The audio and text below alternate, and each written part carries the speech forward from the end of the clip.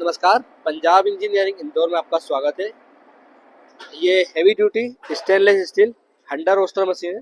इसमें सारे तरह के मसाले सिकाई हो जाएंगे, रोस्ट हो जाएंगे, जैसे तिल्ली, खसखस, सौंफ, जीरा, अजवाइन, बादाम, काजू, सभी तरह के ड्राई फ्रूट इसमें आप सेक सकते हैं, सिकाई कर सकते हैं। केमिकल पिसाई जो होता है, केमिकल पिसाई होने के बाद में जो सेकना होता है उनको, वो भी इसमें सिकाई हो जाता है। कई तरह के केमिकल्स की ट्राल आती है हमारे पास में, जो लोग सिकाई करते हैं इसमें, तो वो भी आप कर सकते हैं। नीचे इसमें भट्टी लग जाएगी और भट्टी लगने के बाद में उसका फ्लेम आप अपने मटेरियल के अकॉर्डिंग सेट कर सकते हैं। आपका मटेरियल सिकाई हो जाए, सिकाई होने के बाद में ये शटर को आप खोलिए।